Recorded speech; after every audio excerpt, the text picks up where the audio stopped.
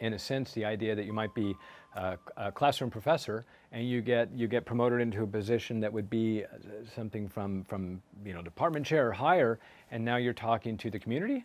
Now you're talking to people outside your department who have another discipline completely, and maybe even at the point of talking to administration also. So you have a variety now, and it's sort of like, oh my gosh, in my case, I'm used to talking about biology. What's happening now? So when I think about those things, I go to identity. And when we think about ourselves professionally, we have a lot of identities at work. So you might have the identity of a professor. You will have the identity of an expert in something beyond a professorship. There's a specific area of expertise that you have.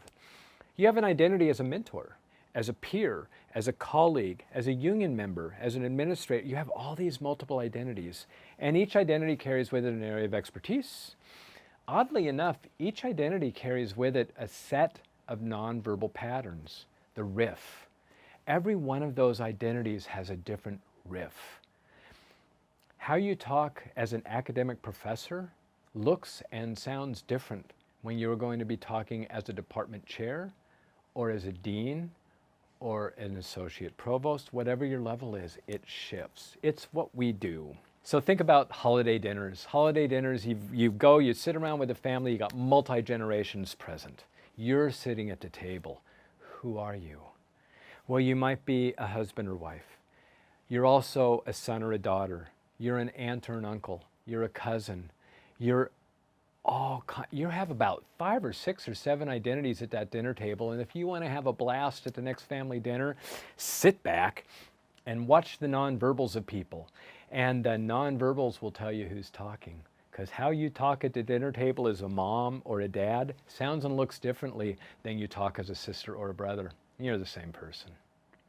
So here we have this struggle with identity, and here we are at the university, and here we are promoted, and now we're talking to groups we've never talked to before.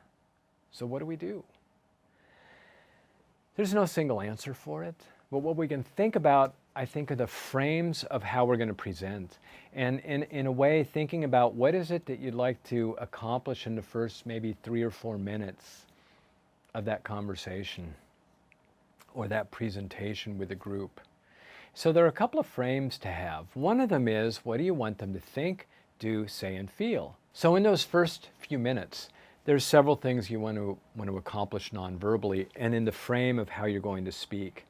They can include think, do, say, feel. What do you want the group to think, do, say, and feel as a result of your experience? So we can open with that idea. It's an interesting frame. What, why, how? What are they doing? Why are they doing it? And how are they going to do it? What is it that you're talking to them about?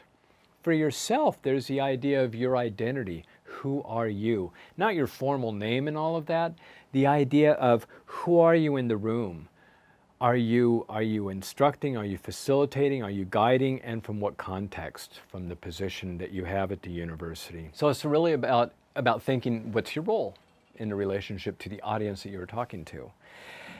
And so it might be something like this. If it's your very first time or the first early times that you're into that new position, it might be taking the position up at the beginning of that talk and say, for many of you, you know me as a professor of philosophy or a professor of business or a professor of whatever the academic field is. And you say that, and then you literally take a little step and you identify who you now are.